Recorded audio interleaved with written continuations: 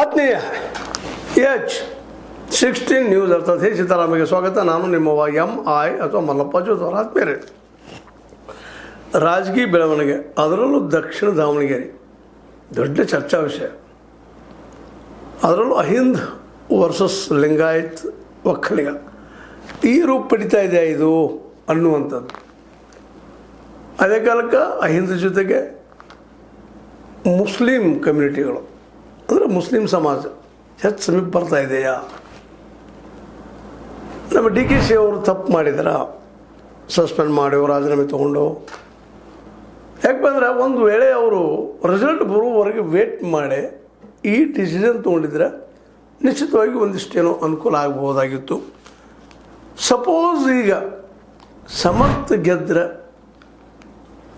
ಗೆದ್ರೆ ಅಷ್ಟೇ ಪ್ರಶ್ನೆ ಮಾಡ್ತಾಯಿದ್ದೀನಿ. ಈಗ ಲಾಭ ಯಾರಿಗೆ? ಇಲ್ಲೆಲ್ಲ ಈ ದೇಶದೊಳಗೆ ಧರ್ಮ, ಜಾತಿ, ದುಡ್ಡು ಇದ್ರವೆಲ್ಲ ನಮ್ಮ ರಾಜಕೀಯ ನಡೀತದೆ ಅನ್ನೋದು ನಮಗೆ ಗೊತ್ತಿದ್ದ ವಿಷಯನ. ಆದರೆ ಈ ಬೆನಿಫಿಟ್ ಯಾರಿಗೆ ಆಗೋದು ಅಂತ ಯಾಕೆ ಗಡ್ಬಿಡಿ ಮಾಡಿದರು ನಮ್ಮ DKC ಅವರು? SS ಮಲ್ಲಿಕಾರ್ಜುನ ಅವ್ರ ಮಗ ಟಿಕೆಟ್ ತೊಗೊಂಡಿದ್ರು, ಗೆಲ್ತಾರೋ ಇಲ್ಲೂ ಗೊತ್ತಿಲ್ಲ, ಬರೀ ಊಹೆ ಮೇಲೆ. ಇದರಿಂದ ಏನಾಗಿಬಿಡ್ತಪ್ಪ ಅಂತಂದ್ರೆ BJP ಅವರಿಗೆ ಆಡ್ಕೊಳ್ಳಿಕ್ಕೆ ಅದೇ ಕಾಲಕ್ಕೆ ಮಾಧ್ಯಮಕ್ಕೆ ಇದರಲ್ಲಿ ತೋಡ್ದು ಮಾಡೋದಕ್ಕೆ ಹಾದಿಯಾಗಿಬಿಡ್ತು. ಇವತ್ತು ನಿಧಾನಕ್ಕೆ ನಿಮಗೆ ಗೊತ್ತದ ಈ ದೇಶದ ಮೇನ್ ಮೀಡಿಯಾ, ಮುಖ್ಯ ಮೀಡಿಯಾ ಯಾವ ರೀತಿಯಾಗಿ ಅದನ್ನು ಬಿಂಬಿಸ್ತದೆ ಅಂತೇಳಿ, ಸತ್ಯವನ್ನು ಯಾವ ರೀತಿಯಾಗಿ ಬೇಕಾದಂಗೆ ತಿರ್ಸ್ತದೆ ಅನ್ನೋದು ನಿಮಗೆ ಗೊತ್ತದ. ಈ ಪ್ರಸಂಗದಲ್ಲೇ DKC ಅವರು ಈ ಮಾತನ್ನು ಮಾತಾಡಿದ್ರಿಂದ ಹಾಗೆ ಕಾಂಗ್ರೆಸ್ನಲ್ಲೇ ಒಳಜಗಳ ಅದಪ್ಪ ಅಂತ ತೋರಿಸ್ಕೊಳ್ಳುವಂಥ ಪ್ರಸಂಗ ಬಂದುಬಿಟ್ಟದೆ ಇವತ್ತು. ಒಂದು ಕಡೆಗೆ ಸಿದ್ದರಾಮಯ್ಯ ರಹಸ್ಯಾಯಕರು ಅಂತ ಕೆ ಎನ್ ರಾಜನ್ ಹೇಳ್ತಾರೆ. ಯಾಕಂದ್ರೆ ಅವ್ರ ಪಾರ್ಟಿಯವರು ಅತ್ಯಂತ ಅವ್ರ ಫಾಲೋವರ್ಸು ಅವರೇ ಇವ್ರು ಅಸಹಾಯಕರಾಗಿರು. ಯಾಕೆ ಅಸಹಾಯಕರಾದರು ಪ್ರಶ್ನೆಯನ್ನು ಉಳಿದವ್ರು ಮಾಡ್ತಾ ಇದ್ದಾರೆ. ಇಲ್ಲಿ ಯಾರು ಅಸಹಾಯಕರು, ಯಾರು ಸಹಾಯಕರು ಅನ್ನೋದು ಮುಖ್ಯ ಅಲ್ಲ. ಇಲ್ಲೇ ಇದು ಕಾಂಗ್ರೆಸ್ನಲ್ಲಿ ಒಳಜಗಳದಪ್ಪ, ಇವ್ರು ನಿಲ್ಲಿಸಿಲ್ಲ, ಬಡದಾಡ ಐತಿ ಅದು.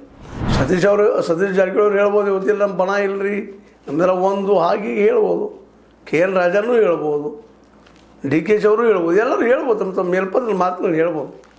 ಆದರೂ ಊಹಾಪೋಹ ಮಾಡುವಂಥ ಜನರಿಗೆ, ಅದಕ್ಕೆ ಹೊಸ ರೂಪ ಕೊಡೋ ಜನರಿಗೆ ನಮ್ಮಲ್ಲಿ ಗಾದಿ ಮಾತೈತಿ. ನಿಮ್ಗೆ ಗೊತ್ತದ, ನೀರೊಳಗೆ ಕಪ್ಪಿ ನೀರು ಕುಡಿದ್ರು ಬಂತು, ಕುಡಿಲಿಕ್ಕೂ ಬಂತು ಅಂತೇಳಿ.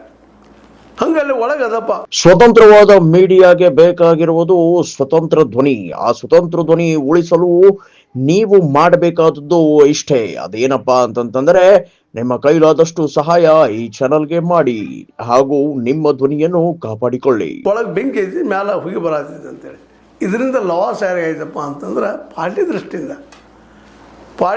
ಇದ್ರಾಗ CM ಕುರ್ಚಿ ಮೇಲೆ ಕರೆಕ್ಟ್ ಅಂತ DKC ಅವರಿಗೆ ಒಂದು ರೀತಿ ಹಿನ್ನಡೆ ಇದೆ. ಅದರಲ್ಲೂ ಸಮರ್ಥ ಗೆದ್ದರೆ ಇನ್ನೂ ಹಿನ್ನಡೆ, ಇಷ್ಟು ಗಡಬಡಿ ಇರುವುದಿಲ್ಲ. ಇನ್ನು ಇದ್ರ ಲಾಭ ಸಹಜವಾಗಿ ಸತೀಶ್ ಅವರಿಗೆ. ಈ ಕಾಂಪಿಟೇಟರ್ ಯಾರಪ್ಪ? ಈಗ ಇಡೀ ಮಾಧ್ಯಮ ಏನು ಸೃಷ್ಟಿ ಮಾಡಿಬಿಟ್ಟದಪ್ಪ ಅಂದ್ರೆ DKC ವರ್ಸಸ್ ಸತೀಶ್ ಅಂತೇಳಿ. ಅದ್ರ ಜೊತೆಗೆ ಸಿದ್ದರಾಮಯ್ಯರು ನಿಧಾನಕ್ಕೆ ಹಿಂದೆ ಸೇರ್ತಾ ಇದ್ದಾರೆ ಅಂತ ಅನ್ನಿಸ್ತಾ ಇದೆ. ಸತೀಶ್ ಅವರು ಮುಂದೆ ಮಾಡ್ತಾ ಇದ್ದಾರೆ ಅನ್ನಿಸ್ತದೆ. ಅಸಹಾಯಕರು ಅಂತ ಹೇಳುವಲ್ಲ, ಸಿದ್ದರಾಮಯ್ಯ ಹಿಂದೆ ಸರಿಸುವಂಥ ಪ್ರಯತ್ನ ಇರ್ಬೋದು, ಇಲ್ಲಂತ ಹೇಳಿಕೆ ಆಗೋದಿಲ್ಲ. ಅದು ಯಾಕೆ ನಾವು ಊಹೆ ಮಾಡಬೇಕಾಗ್ತದೆ. ಇಲ್ಲಿ ಊಹೆನ ಮಾತನ್ನು ಬಿಟ್ಟು ಬೇರೆ ಇಲ್ಲ. ಕೆಲವೊಂದು ಸತ್ಯಗಳು ಕಾಣೋದಿಲ್ಲ ಕಣ್ಣಿಗೆ, ನಾವು ಊಹಿಸಬೇಕಾಗ್ತದೆ. ಆನೆ ಇದ್ದಂಗೆ ಸತ್ಯ ಅಂದರೆ ಯಾರಿಗೆ ಕಾಲು ಅನ್ನಿಸ್ತದೆ, ಯಾರಿಗೆ ಬಾಲ್ ಅನ್ನಿಸ್ತದೆ, ಯಾರಿಗೆ ಸೊಂಡೆ ಅನ್ನಿಸ್ತದೆ, ಯಾರಿಗೆ ಮರ ಅನ್ನಿಸ್ತದೆ, ಯಾರಿಗೆ ಬುಟ್ಟಿ ಅನ್ನಿಸ್ತದೆ. ಹಾಗಿದೆ ಅದೇನೂ ಇರಲಿ. ಈಗ ಮಾತ್ರ ಈ ಎಲ್ಲ ಡೆವಲಪ್ಮೆಂಟಿಂದ ಕಾಂಗ್ರೆಸ್ಗೆ ಹಾನಿ. ಯಾಕೆಂತಂದ್ರೆ ಈಗಾಗಲೇ ರಿಪೋರ್ಟ್ಸ್ ಇದ್ದಾವೆ, 60ರಿಂದ 70 ಕಡೆಗಳಲ್ಲೇ ಕಾಂಗ್ರೆಸ್ ಸೋಲ್ತದಂತೇಳಿ. ಇಂಥ ಸಂದರ್ಭದಲ್ಲಿ ಒಗ್ಗಟ್ಟು ಪ್ರದರ್ಶಿಸಿ ಕಾಂಗ್ರೆಸ್ ಉಳಿಸ್ಕೊಂಡು ಹೋದ್ರೆ ನಾಳೆ ಭವಿಷ್ಯ ಕಾಂಗ್ರೆಸ್ ಹೋಯ್ತಪ್ಪ ಅಂದ್ರೆ ಭವಿಷ್ಯ ಎಲ್ಲೇ ಮತ್ತು BJP ಅನ್ನುವಂಥ ವಾತಾವರಣ. ಈ ಸಂದರ್ಭದಲ್ಲಿ ಎಷ್ಟೋ ಜಾಣ್ಮೆಯನ್ನು ಸತೀಶ್ ಅವ್ರು ತೋರಿಸ್ಲಿ ಅಥವಾ ನಮ್ಮ DKC ಅವ್ರು ತೋರಿಸ್ಲಿ, ಅನಾಲಿಸಿಸ್ ಮಾತ್ರ ಇತಿ ನಡೆದಾವ. ರಾಜಕೀಯ ತಜ್ಞರ ಇದನ್ನ ಮಾತಾಡ್ತಾ ಇದ್ದಾರೆ, ಕಾಂಗ್ರೆಸ್ಸಲ್ಲಿ ಒಗ್ಗಟ್ಟಿಲ್ಲ ಅಂತೇಳಿ. ಗ್ಯಾರಂಟಿ ಕೊಟ್ಟರು ಸಹಿತ ಈ ಸಲ ಗೆಲ್ತದೋ ಇಲ್ಲೋ ಅನ್ನುವಂಥ ಮಾತುಗಳು ಕೇಳಿ ಬರ್ತಾ ಇದ್ದಾವೆ. ಅದೇ ಕಾಲಕ್ಕೆ ನಮ್ಮ ಸತೀಶ್ ಅವರು ಸಹಿತ ಬೇರೆ ಬೇರೆ ಕಡೆ ಅವರ ಮಾತುಕತೆ ಆಗಿರ್ಬೋದು ಮತ್ತೇನೋ ಆಗಿರ್ಬೋದು, ಅದರಲ್ಲೂ ಡಿ ಕೆ ಶಿ ಅವ್ರಿಗೆ ಭೇಟಿ ಆಗಿದ್ದೇ ಆಗಿರ್ಬೋದು, ಭೇಟಿ ಆದ ಸಂದರ್ಭದಲ್ಲಿ ಮಾತಾಡಿದ್ದಾಗಿರ್ಬೋದು, ಜೊತೆಗೆ ಜಬ್ಬಾರರ ರಾಜೀನಾಮೆ ಹಿಂದೆ ತಕ್ಕೊಳ್ರಿ ಅಂತ ಹೇಳಿದ್ದಾಗಿರ್ಬೋದು, ಹೀಗೆಲ್ಲ ಸುದ್ದಿಗಳಿದ್ದಾವೆ. ಇವೆಲ್ಲನೂ ಗಮನಿಸಿದಾಗ ಒಂದು ರೀತಿಯಿಂದ ಡಿ ಕೆ ಶಿ ಅವರಿಗೆ ರಾಜಕೀಯ ಇಮೇಜ ಹೊಡೆದು ಬಿದ್ದಿದೆ ಅನ್ನೋ ಒಂದು ಸತ್ಯ ಅನ್ನಿಸ್ತದೆ. ಅದಿರಲಿ, ಇದು ಒಟ್ಟಾರೆಯಾಗಿ ಕಾಂಗ್ರೆಸ್ಸಿನ ಒಳಗೆ ತಿಕ್ಕಾಟದ ಅನ್ನೋದು ಕಂಡು ಬರುವಂಥ ದೃಷ್ಟಿಯಾಗಿದೆ. ಮತ್ತು ಇದೇ ಕಾಲಕ್ಕೆ ಸಿದ್ದರಾಮಯ್ಯರ ಮೌನ ಇದ್ದಿದ್ದು ಒಂದು ಜಾನ ಮೌನ ಅಂತ ಅನ್ನಿಸ್ತದೆ. ಯಾಕಂದ್ರೆ ಸಿದ್ದರಾಮಯ್ಯರ ನಂತರ 2022ರಲ್ಲಂತೂ ನಿಶ್ಚಿತವಾಗಿಯೂ ಸಿದ್ದರಾಮಯ್ಯರಿಗೆ ಮತ್ತೊಮ್ಮೆ ಸಿ ಎಮ್ ಮಾಡ್ತಾರೋ ಅನ್ನುವಂಥದ್ದು ಭಾಳ ಕಷ್ಟದ ಕೆಲಸ, ಊಹಿಗೂ ಮೀರಿದ ಕೆಲಸ. ಯಾಕಂದ್ರೆ ಈಗಾಗಲೇ ಡಿ ಕೆ ಶಿ ಅವರು ಈ ಸಿ ಎಮ್ ಸೇರಿಸಲು ಸಾಕಷ್ಟು ಇಲ್ಲಿಯವ್ರು ಚಿಕ್ಕಾಟ ಮಾಡಿದ್ದಾರೆ, ಏನೇನೋ ಮಾಡಿದ್ದಾರೆ, ಕದನ ಮಾಡಿದ್ದಾರೆ. ಮತ್ತು ಮೇಲಾಗಿ ಹೈಕಮಾಂಡಿಗೆ ಡಿ ಕೆ ಶಿ ಅವ್ರ ಮೇಲೆ ಒಳ್ಳೆಯ ಆಶೀರ್ವಾದದ ಪ್ರೀತಿ ಅದ, ಮೋಸ್ಟ್ಲಿ ಅವ್ರು ಮಾಡ್ಬೋದು ಅನ್ನೋಂಥ ತರ್ಕಗಳು ಇದ್ದಾವೆ.